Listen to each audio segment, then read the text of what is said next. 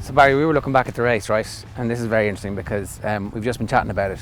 But I thought around about kind of 200 metres back that way, you were getting run out of it a little bit, that you were kind of slow and the other two on either side of you quicken. And it's like, ooh, how does that horse end up winning this race? But you were confident as all hell.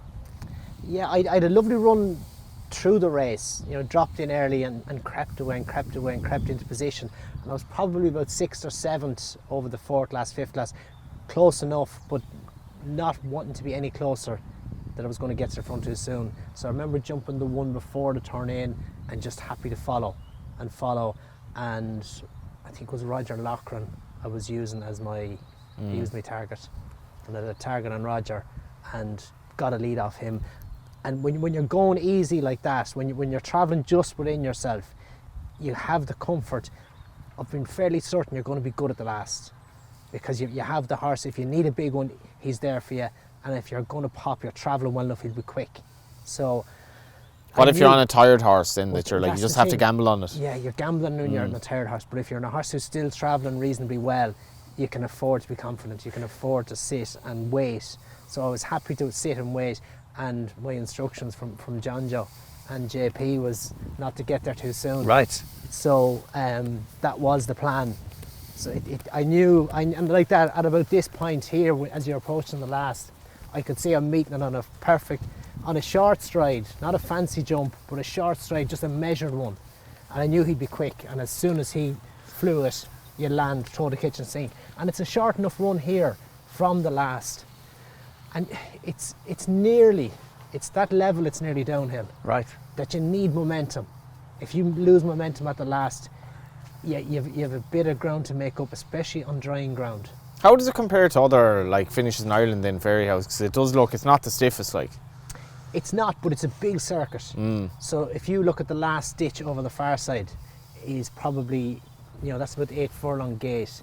So you're talking a mile, and on the chase track you're wider, so you're looking at a mile and 1 for the last ditch. It's a big run round, so pace will be up, and you'll have a lot of work done before the straight, and it's a long straight as well. So if you kick off the turn in, you won't get to the line. So you're doing as I was doing. You're conserving a little bit, to attack at the last. So you're going over the last in a horse that you know is plenty of horse, and you have this great jump that actually kind of immediately catapults you to the front. But it's not over. They do come back at you. They do, but I knew I was the horse travelling best on the approach to the last. I knew I had what was in front of me covered. And you're fairly certain that there's nothing that's going to come from behind with the pace that you have. So it's a comfortable position to be in. It's as comfortable as you can be, but it's match practice. Yeah. Do you think about the race then as well? Do you think about, this is Irish National, I haven't had much luck in this race. Does this come into your mind as you hear the stand? Never. And I had very little luck. Yeah. I'd say I must have ridden in, 17 or 18 of them, and rode a few favourites and well-fancied horses. And I'd say Miss Orchestra in my first Grand National back in 98, she probably got the closest of the rest, finishing about 6th. The year Galway won the All-Ireland, I think, Gerald. There you go, maybe. Yeah. Did you bring it up? You did. Yeah. So it's, I didn't have much luck over the years, so it was brilliant to get it. But it's, when you're going to the last, you're obviously aware of the occasion, but it's a very small part of your mind. The atmosphere, the crowd, the roar. You know what it means, you know what's at stake, but it doesn't change anything you're doing. What you're doing is pretty much the same as you would do, be it in Galway, Tramore, anywhere. This is, it's your game face on, and you're just boom. Was that always the case? Were you always good at that, or did you have to learn that? Were there times early in your career where the roar at the last might have given you, oh, this is about to happen, and you just lose the moment? I'm sure there was. I'm sure the occasion is probably not at the last, but you'd probably find a half a mile from home where you get involved in a finish before you should. Yeah. And then you get beaten and you're kicking yourself and you know what you're doing wrong. And it's those mistakes that you learn from. And that's where that's where you learn to be more like Paul Carberry.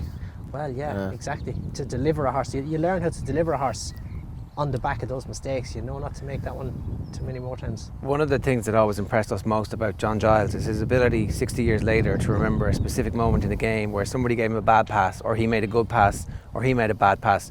Do you have like a photographic memory of some instances? Like, you know, you said you hadn't looked back at this race, but you still remember 4 back exactly where you were and how you presented it. Yeah, I suppose in races like that are, you know, they're obviously massive days in your career. It's because I grew up only 10 minutes from here. I live 5 minutes from here, so it's very much the local, and it always was a huge race in our childhood. So to go without winning it for so long, and then to eventually get it, and to get it in the kind of style that you like to win a race. Yeah, you know, for JP McManus. Yeah, it was brilliant as well, JP and John Joe. So that was great, but it, you know, you win a race and you could win it by default if things unfold whatever way, or you might win it with a bad ride, but when you get it pinpoint like that, I was fairly happy with how he was delivered. And Barry's a humble man as well. Like, he doesn't talk himself up. Like, was it one of your better big race rides? Or you're on the best horse? I was on the best horse, but it was, you got it when you get it right, and you usually have to get it right to win. But you could be on the best horse and finish second or third. Because somebody else does better, even if you don't make a mistake? A bit of both. Right, okay. If you're on the best horse, you have to win. Well, yeah. Otherwise you feel like... You've underperformed. Right. Can you get away with a mistake in the Irish National, even if it's over 3-6? Can you get away with... You can get away with a mistake. You won't get away with many. But it's because it's such a big level track with a lot of space.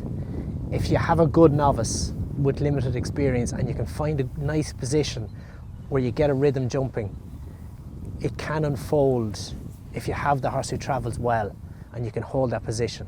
But if you're getting crowded and you're not travelling as well, then mistakes start to appear and you're gone. You're gone, pretty much, yeah. On that, what horse do you ideally want to race? Because nearly all the main favourites this year are novices, because you need a horse with a bit in hand. But like, say if you look at Sempo, he's a maiden going into the race. Like, how is he going to get away with that inexperience? So what do you want? Do you want nearly a second season novice that isn't fully exposed? Or? Not necessarily.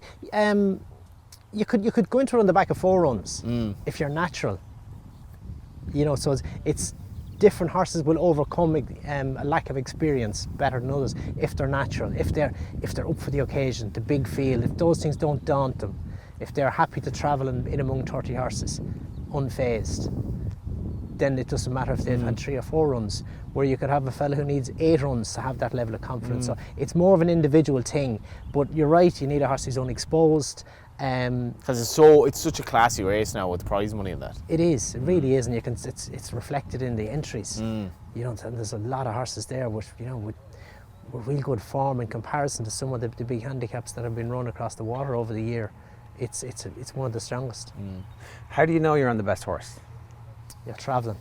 In the middle of it. If you have the luxury of, you feel like everything is, you feel like we're going slow. Right. You know that we should be going faster here.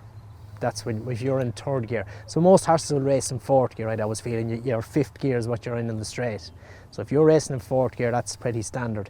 If you find yourself in 3rd gear, right, and you're in 3rd gear for 3 mile, you're thinking this is how you'd hope it was going to unfold. Must be a great feeling as well. Yeah, I'd say so. But do you ever have any inkling earlier, like even in the parade ring, or just kind of like it's only when you start travelling that you can kind of finally tell that?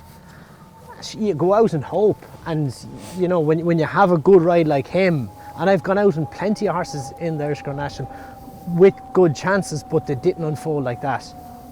I'd never had a near miss of any sorts. Yeah. As I said, my first one was probably the one who travelled best for longest of everything else.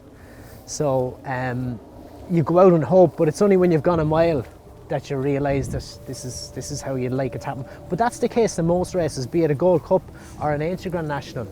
If you find yourself travelling with real ease, jumping in a lovely rhythm, you're in the hot seat, if you like. And that's the bit where you just need to cool down. Appreciate it. Yeah. And you need to just, as you say, calm and make the right decisions. It's kind of a flow state. Well, but it's just because you have the luxury of doing all the right things, you don't need to press any buttons. Keep it all simple, keep the rhythm. You watch Rachel at Cheltenham making all the right decisions. She rode a bit like you actually, because she was very positive as well. Like she wasn't afraid to, because you were a positive jockey in the nicest possible way. Like you weren't. If you thought your horse in a rhythm second, you were happy to kick on 3 out because you were positive. And she just she make one mistake the whole week. No, she was brilliant. There's no doubt, and anything that didn't win it seemed to fall, which was no reflection of her. But she did great. But no, she said that she watched some of the replays from last year, and she kind of thought that she got a bit of a feel from those. But I took no credit for Allaho, I told her. So it's he definitely wasn't one for my book. You didn't have a bad conclusion to your Cheltenham career? No, definitely not. No, but I don't recall doing an Allaho ever around Cheltenham. How do you mean? Going as hard as he went. But she said he was going within. Oh, the same thing. He was in 4th gear. Yeah. No, he wasn't in 3rd gear. He was in 4th gear. But everyone else was in 5th gear. Could you relate to that? She came in and they were saying everyone was saying you went that hard, and she was like, well, I don't think so. That's going back to what I'm saying. So, as I say, she raced in 4th gear. So, if you can imagine yourself then in a race like this, and you're in the luxury of 3rd gear, or 4th gear for longer, whichever way you want to put it, that's the whole thing. The best horse travels best. He travels easiest. So he's furthest from top gear, and that's. So you've got most in hand then when we come up to the finish line here, and for example. You then have the luxury to time your challenge, and you have the luxury. He jumped really well. You timed yours over the last, essentially. Was that it? Like get over your time, and you're using the last as your springboard. Right. And you need the momentum, as I say, because it's it so almost flat. is downhill, is it? Well, it's so flat. It almost is. It's downhill away from the line, but it probably climbs to 50 yards a fraction and runs down again. But that's how level it is. So it's a lot of momentum needed. If you could be in front and miss the last, and you get beaten. I've a question about the actual winning of a race like this, because it is your local race. Does it mean more? And because in the middle of your career, I suspect if we'd asked you, does this mean more? You're like, yeah, it obviously is very special, but I have another ride coming up. There's Punchestown, and I'm involved in a lot of other things that I need to win. Next race. That was the mentality. Looking back now, with the incredible career you had, where does the victory at your home course finally in those colours, where does that actually rank? Oh, on the day it was top end. There's no doubt. You put it with a Gold Cup and into Grand National. If you're to pick your favourite 5, 6, 7, it's there. There's no doubt. So it's up with a champion hurdle. It's I suppose, and the fact that it eluded me for so long probably makes it all the sweeter. But then to win it for John Joe and JP in the style as well, you like to do it. You get more of privilege when it unfolds the way you really planned it out. Would you compare it as well to, like, we'll say, winning a club championship compared to winning for your county? Like, because it's like, this means an awful lot to me because I'm a local lad. Like, yeah, I'd say to a degree. Yeah, Yeah, exactly. If it was the Welsh Grand National, it wouldn't mean as much, and it could be a race of similar stature, if you like. But yes, it wouldn't. Yeah, so definitely been the local one. But I'd compare it more to winning an All Ireland. Do you remember me winning All Irelands or? I do, yeah. I was at them. I was at them. Vaguely. No, I was there. It's not that long ago. Get to Kildare. Show me age here, Johnny. You did sound a little bit like Hannibal from the A-Team there. I love it when a plan comes together. Yeah. That's the best part of it, is that. And it is, and because it doesn't always work that way. But when it does, there's a massive kick out of it. I remember as we passed the line, Roger Loughlin, who I beat. I had to apologise to Roger because he's a Meath man as well, and it was his local one, and it was his chance. And I actually did, as much as I was delighted to win. But when you've robbed it at someone else's expense, there was no joy in that side of it. But yeah. Are there local celebrations? Do you remember those? Yeah, there was. I think it was after England the following day. Right. So you don't get to enjoy it that much at the time, really. I probably did. Yeah. No, I think we were in Swans in Geraghty until late that night, I think. Riding the next day? Early flight, yeah. Yeah. Oh, that would have been sensible though. You were flat out in the plane those days? Yeah. But it was good, it was brilliant. Paula was here, the kids were here. It was a big local one, obviously. Yeah. It's just a great one to get. That's class. And as you said earlier, the local one, it does matter all the more. Give us a winner on Monday. A winner on Monday. I like the big dog, Cocoa Beach, I think.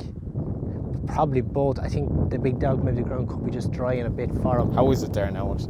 Yeah, well, I spoke to Noel. I didn't dig my heel in, but Noel is calling the Eland soft, and it's relatively dry over the weekend. Some rains. It'll probably, although it won't get too good, it's going to be getting towards that. So I think whether that's a bit too good for the big dog, I think he's a horse for the race if there's enough juice in the ground for him. And I'd say Cocoa Beach, I think as well. Yeah, I think the 12 pound in the Testis, I don't think it'll stop him. And obviously you're not riding it. You don't miss it. No, but I suppose you move on from it. It's over a year since I've stopped now. So Cheltenham was easier to watch than I thought. You know, there's not that it comes at a price, but there's a lot goes into a year. Yeah. And there's a lot of commitment, a lot of sacrifice, a lot of hardship, a lot of falls, a lot of everything. So it's to step away from that and take that out of your life. It outweighs the gain at this stage. You can just sit back, relax and enjoy it. Enjoy it, yeah. Barry, that's great. Thanks a million for that. Yes, John. Thanks, Johnny.